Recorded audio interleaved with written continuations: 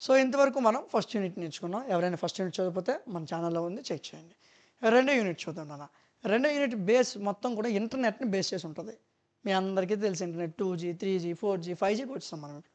ఈ ఇంటర్నెట్ గురించి కొద్దిగా మనం మాట్లాడుకుందాం. To access internet there are 3 basic elements. 3 basic elements ఉంటాయి. సో నువ్వు కంప్యూటర్‌లో ఇంటర్నెట్‌ని యాక్సెస్ చేయాలంటే 3 బేసిక్ ఎలిమెంట్స్ ఏంటి? మోడెమ్‌ని యూజ్ చేసి చేయొచ్చు, ఇంటర్నెట్ సర్వీస్ యూజ్ చేయొచ్చు, లేదా బ్రౌజర్‌ని యూజ్ చేసుకొని చేయొచ్చు. ఈ 3 ఎలిమెంట్స్‌ని ఈ 3 బేసిక్ ఎలిమెంట్స్ ఉంటే గానీ నువ్వు ఇంటర్నెట్‌ని యాక్సెస్ చేయలేవు. ఆ ఎలిమెంట్స్ గురించి ఒక్కొక్కటి డీటెయిల్డ్‌గా నేర్చుకుందాం. ఓకే. సరే, ఫస్ట్ మోడెమ్. మీ అందరికీ తెలిసే ఉంటుంది. సో ఎవరింట్లో అయినా ఫైబర్ నెట్ వాడిన వాళ్ళు ఉంటే అక్కడ ఒక దిమ్మ ఉంటుంది. దాన్నే మోడెమ్ అని అంటారు. చూడండి నాన్న. Modem is the device that allows computers to transmit and receive data. డేటాని ఒకదాని నుంచి ఒకటి ట్రాన్స్ఫర్ చేయడానికి, డేటాను రిసీవ్ చేసుకోవడానికి కంప్యూటర్లో ఇది ఒక డివైస్ని వాడతారు.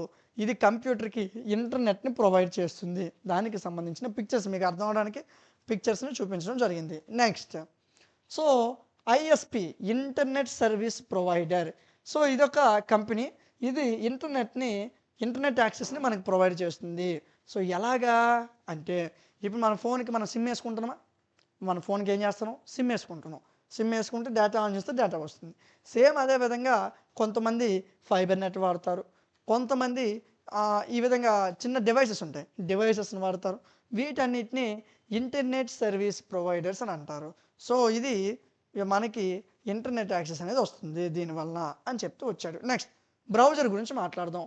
ఇది ఒక సాఫ్ట్వేర్. ఇది ఏం చేస్తుందంటే ఇన్ఫర్మేషన్ని నావిగేట్ చేయడానికి, ఇంటర్నెట్లో ఇన్ఫర్మేషన్ నావిగేట్ చేయడానికి యూజ్ చేసేదాన్ని బ్రౌజర్ అంటారు. కొన్ని popular browsers Internet Explorer, Mozilla Firefox, Google Chrome, Safari. ఇందులో గూగుల్ క్రోమే ఎక్కువ మందికి తెలుసు. మైక్రోసాఫ్ట్ ఎడ్జ్ అని అంటారండి. ఇంటర్నెట్ ఎక్స్ప్లోరర్ దీని పేరు ఇప్పుడు మారింది, Microsoft Edge. Mozilla Firefox దీన్ని కూడా సిస్టమ్స్లో ఎక్కువగా వాడతారు. ఓకేనండి. Safari browser. ఓకేనా. సో మనం ఇంటర్నెట్ యూజ్ చేయాలంటే ఇవన్నీ ఉండాలి. ఇవి నాటి ఒక pictures: Chrome, Internet Explorer, Mozilla Firefox, ఇది మనకు ఓపెరా మినీ. ఓకేనా. సో ఇవి ఇంటర్నెట్కి సంబంధించిన వాటి యొక్క ఐకాన్స్ అంతే. Okay. Next, you can connect to the internet using cables and wireless technology. నువ్వు ఈథర్నెట్ అని అంటారు. మీ అందరికి గుర్తుందా? ఫైబర్ యూజ్ చేసే వాళ్ళకి ఈథర్నెట్ ఒక కనెక్షన్ ఉంటుంది. ఆ కనెక్షన్ పెడితే కానీ మనకి నెట్ రాదు. సో దాన్ని కేబుల్ అంటారు. కేబుల్ లెస్ అంటే ఇప్పుడు మనకి జియో ఫైబర్ వచ్చింది. మన ఫోన్కి ఎలా సిమ్ వేసుకుంటున్నామో జియో ఫైబర్, ఆ ఫైబర్ అక్కడ పెట్టిస్తే ఇంటినంతటికి ఇంటర్నెట్ వచ్చేస్తుంది. అంటే దానికి వైర్ ఉండదు, వైర్లెస్. మనకి యాక్చువల్గా ఈథర్నెట్ అనుకోండి, ఎక్కడి నుంచో వైర్ రావాలి, అది మన ఇంటికి రావాలి, అలాగైతే అవుతుంది. వైర్లెస్ అనుకో అలాగేట్లేదు, చిన్న దెమ్మ తెచ్చి ఇంట్లో పెట్టడమే, అది ఇంటర్నెట్ రిసీవ్ చేసుకొని మనకి ఇచ్చేస్తుంది. ఓకే. బ్లూటూత్ లాగా. A computer that supports wireless technology has a wifi card. So నువ్వు వైర్లెస్ టెక్నాలజీ అంటే వైర్ పెట్టకుండా, ఈథర్నెట్ యూజ్ చేయకుండా నీకు డైరెక్ట్ ఇంటర్నెట్ రావాలనుకో, దానికి వైఫై కార్డు ఉండాలి. వైఫై కార్డు అంటే ఏంటో కాదు, వైఫై నాన్న. ఇలా ఉందా, ఇదిగోండి వైఫై. దీన్నే వైఫై కార్డ్ అంటారు. వైఫై కార్డ్ అంటే మళ్ళీ ఏదో కార్డు అనుకోకండి, దాన్నే వైఫై అంటారు. Okay. The wifi card can enables wireless communication. ఈ వైర్లెస్ కమ్యూనికేషన్ జరగాలి. ఇప్పుడు నీ ఫ్రెండ్ హాట్స్పాట్ ఆన్ చేస్తే నువ్వు ఓడుతున్నావు అంటే ఏంటి, నీ దగ్గర వైఫై ఉంది, వైఫై క్లిక్ చేసి వాడిని కనెక్ట్ చేసుకుంటే నువ్వు వాడగలవు. దాన్నే వైఫై కార్డ్ అని అంటారు. ఓకేనా. దాన్ని ఒక డ్రైవ్ అంటారండి. అది మన ఫోన్లో ఇన్బిల్ట్ ఇన్స్టాల్ చేసి ఉంటుంది, సిస్టంలో కూడా ఇన్బిల్ట్ ఇన్స్టాల్ చేసి ఉంటుంది. అది కానీ డిలేట్ అయిపోయింది అనుకో, మరి వైఫై వాడటం అవ్వదు. ఓకే. సో ఈ వైఫై ఏం చేస్తుందంటే వైర్లెస్ కమ్యూనికేషన్కి యూజ్ అవుతుంది అని చెప్తూ వచ్చాడు. నెక్స్ట్, సో ఇదిగోండి ఈ వైఫై ఎలా యూజ్ చేసుకోవచ్చని చెప్తూ వచ్చాడు. ఇక్కడ ఒక మోడెమ్ ఉంటుంది, దీంట్లో ఇంటర్నెట్ ఉంటుంది. వైఫై ఉందనుకో, దీనికి మొత్తం కనెక్షన్స్ అక్కర్లేదు, అంటే వైర్లు అక్కర్లే, డైరెక్ట్గా యూజ్ చేసేవచ్చు. ట్యాబ్కి, ఫోన్కి, కంప్యూటర్కి, అన్నింటికి ఉన్నాం. ఓకేనా. Next, to access internet on your mobile phone you would need the following. నువ్వు మొబైల్ ఫోన్లో ఇంటర్నెట్ యాక్సెస్ చేయాలంటే ఇలా చేయాలని చెప్పాడు. మనకు తెలియదు ఏంటి, మనందరూ తెలిసిందే కదా. ఒక మొబైల్ ఫోన్ ఇంటర్నెట్ సపోర్ట్ కలిగి ఉండాలి. ఆ మొబైల్ ఫోన్ సర్వీస్ అనేది డేటా ట్రాన్స్మిషన్ జరగాలి. ఒక అకౌంట్ ఉంటుంది, నీ మొబైల్ సర్వీస్ ప్రొవైడరు నీకు ఒక అకౌంట్ ఇస్తాడు, అందులో డేటా సెట్టింగ్స్ ఉంటాయి. అక్కడ ఇంటర్నెట్ యాక్సెస్ ఇచ్చావనుకో మీ ఫోన్లోకి ఇంటర్నెట్ వచ్చేస్తుంది. ఇదంతా మేము చేయలేదు సార్, పైన డేటా బటన్ ఓపెన్ చేస్తే అయిపోతుందంటే ఇదంతా లోపల ఆడు ఇన్బిల్ట్ ఇచ్చేస్తాడండి. ఇన్బిల్ట్ ఇస్తేనే నువ్వు పైన మొబైల్ డేటా ఆన్ చేయగానే నీకు డేటా ఆన్ అయిపోద్ది. ఇదంతా చెయ్యాలి, కానీ ఇదంతా మన ఫోన్లో అవసరం లేదు, ఇన్బిల్ట్ ఇచ్చేస్తాడు ఇదంతా. ఇది ఎప్పుడు తెలుస్తుంది అంటే మన ఫోన్లో ఇంటర్నెట్ ఆగిపోయింది అనుకో అప్పుడు తెలుస్తుంది, అప్పుడు అవన్నీ చేయాలి, అప్పుడు ఇంటర్నెట్ వస్తుంది. సో ఇప్పుడు 2G, 3G, 4G నెట్వర్క్స్ మన దగ్గర ఉన్నాయి. వీటి గురించి మాట్లాడదాం. 5G కూడా వచ్చింది అప్డేటెడ్గా, 5G కూడా వచ్చింది. ఈ జీ అనేది ఏం చెప్తుందంటే జనరేషన్ అని చెప్తుంది.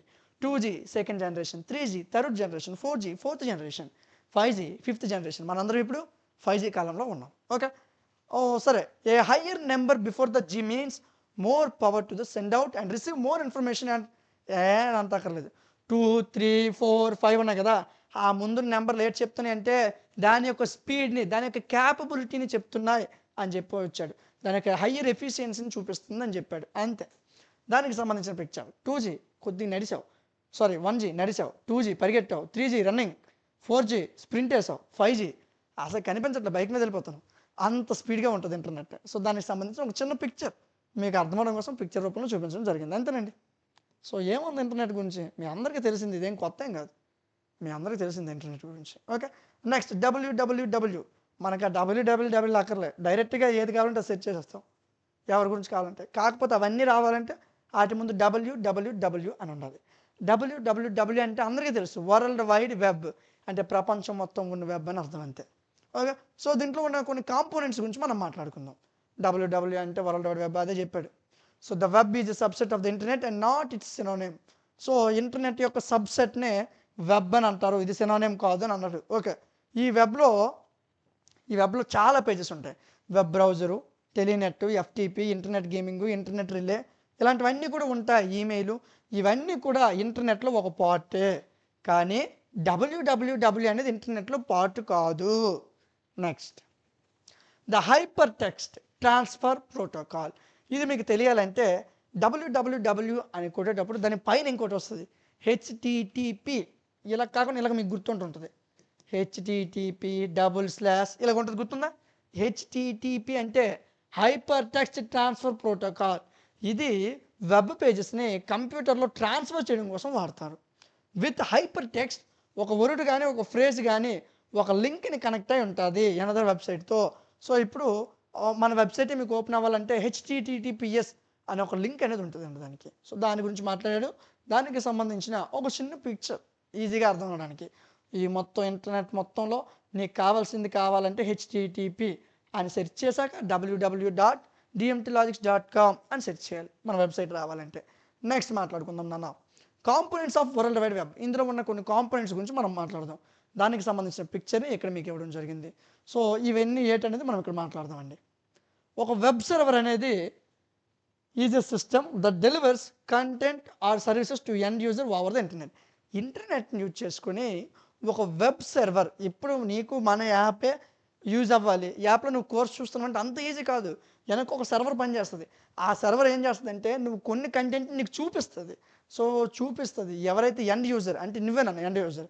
సో నేను ఇక్కడ క్రియేటర్ని, నేను సర్వర్కి ఇస్తాను, నేను చేసిన కంటెంట్ని క్లాసులన్నీ సర్వర్కి ఇస్తాను, ఆ సర్వర్ నీకు చూపిస్తుంది. ఓకే, అదే చెప్తూ వచ్చాడు. వెబ్ సర్వర్స్ అనేవి are computer the deliver web pages. Every web server has an IP address. ప్రతి వెబ్ సర్వర్కి ఒక IP అడ్రస్ ఉంటుంది, దానికి ఒక డొమైన్ నేమ్ ఉంటుంది. dmtlogics.com అనేది దాని యొక్క డొమైన్ నేమ్. ఫర్ ఎగ్జాంపుల్ నువ్వు URL ఎంటర్ చేసావు, HTTP www.google.com అని సెర్చ్ చేసావు నీ బ్రౌజర్లో. అప్పుడు అది రిక్వెస్ట్ పంపిస్తుంది వెబ్ సర్వర్కి, పంపించి ఆ డొమైన్ google.com అంటే గూగుల్ అవుతుంది డొమైన్. అప్పుడు నీకు గూగుల్ ఓపెన్ అవుద్ది. ఓకే, గూగుల్ ఓపెన్ అయ్యి నేను బ్రౌజర్కి తీసుకెళ్తుంది. అర్థమైందా? సో ఇంత ప్రాసెస్ లోపల జరుగుతుంది. మనం సింపుల్గా గూగుల్లోకి వెళ్ళి మన మ్యాచ్లు కావాలంటే మ్యాచ్లు ఏటి కావాలంటే ఓపెన్ చేస్తాం కదా, అంత ఈజీ కాదు, వెనకట్ల ఇంత జరుగుతుంది. నువ్వు ఇచ్చింది సర్వర్కి వెళ్ళాలి, సర్వర్ మళ్ళీ నీకు చూపించాలి. నెక్స్ట్ నాన్న, ఏ వెబ్ బ్రౌజర్ అనేది ఇది ఒక సాఫ్ట్వేర్ అప్లికేషన్. ఒక్కొక్కటి ఒకటి వాడతాడు, ఒకరు క్రోమ్ వాడతారు, ఒకరు సఫారీ వాడతాడు, ఒకరు ఓపెరా మినీ వాడతారు. ఇవన్నీ బ్రౌజర్స్, ఇవన్నీ అప్లికేషన్స్ అని చెప్తూ వచ్చాడు. సో ఇది wwwలో ఉన్న కంటెంట్ని నీకు చూపిస్తుంది బయటికి, ఇమేజ్లు కానీ వీడియోలు కానీ ఫైల్స్ కానీ ఇవన్నీ నీకు చూపిస్తుంది. As a client server model, browser అనేది క్లయింట్ రన్ అనే computer that connects web server and request information. ఈ బ్రౌజర్ని ఎలా చెప్తూ వచ్చాడంటే, ఇప్పుడు నేను గూగుల్లోకి వెళ్ళి అడిగాను, గూగుల్కి సంబంధించిన బ్రౌజర్ క్రోమ్లోకి వెళ్ళి సంథింగ్ నాకు యూట్యూబ్లో సెకండ్ సెమ్ తెలుగు క్లాసులు కావాలి అని అడిగాను. సో అంటే నువ్వేం చేసావు, రిక్వెస్ట్ ఇచ్చావు. సో ఎక్కడ ఇచ్చావు, బ్రౌజర్. అంటే బ్రౌజర్ని క్లయింట్ కింద ట్రీట్ చేస్తాడు. ఈ క్లయింట్ ఏం చేస్తుంది, సర్వర్కి అలా నాయన ఒకడు అడిగారా సెకండ్ సెమ్ తెలుగు క్లాస్లో అని చెప్పి ఇక్కడ ఏదైతే ఉందో అది సర్వర్కి పంపిస్తుంది. ఆ సర్వర్ నీకు ఇన్ఫర్మేషన్ చూపిస్తుంది.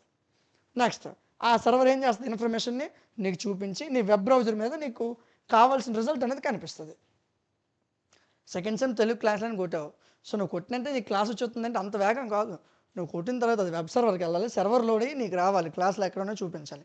అందులో మనది ఒక క్లాస్ కనిపిస్తుంది మీకు. ఓకే, సరే నెక్స్ట్ చూద్దాం నాన్న. సో ఒక చిన్న పిక్చర్ మీకు ఆల్రెడీ ఈ పిక్చర్ని చూపించాను, మరలా అదే పిక్చర్. ఈ వెబ్ పేజెస్ ఏవైతే ఉన్నాయో ఈ వెబ్ పేజెస్, సో ఇవి www అనే పేరుతో తయారవుతాయి. ఈ డాక్యుమెంట్స్ని HTML లేదా హైపర్ టెక్స్ట్ మార్కప్ లాంగ్వేజ్, ఈ లాంగ్వేజెస్లో అంటే C++, జావా, పైథాన్ ఈ లాంగ్వేజ్ ఉంటాయి కదా, ఇందులో HTML లాంగ్వేజ్తో రాస్తారు అని చెప్పాడు. రాసి వీటిని వెబ్ బ్రౌజర్తో ట్రాన్స్లేట్ చేస్తారు. ఈ వెబ్ పేజెస్ ఏవైతే ఉన్నాయో అవి స్టాటిక్ ప్రోగ్రామ్స్ కానీ లేదా డైనమిక్ ప్రోగ్రామ్స్ కానీ ఫాలో అవుతాయి. స్టాటిక్ పేజెస్ అనేవి సేమ్ కంటెంట్ని ప్రతిసారి మనకు చూపిస్తాయి. డైనమిక్ పేజెస్ ఏం చేస్తాయంటే కంటెంట్ని చేంజ్ చేస్తూ వస్తాయి. నువ్వు అడిగిన ప్రతిసారి ఒకటే కంటెంట్ చూపించదు. ఒకటే కంటెంట్ చూపిస్తుందంటే అక్కడ స్టాటిక్ పేజెస్ అనేవి చూపిస్తున్నాయి.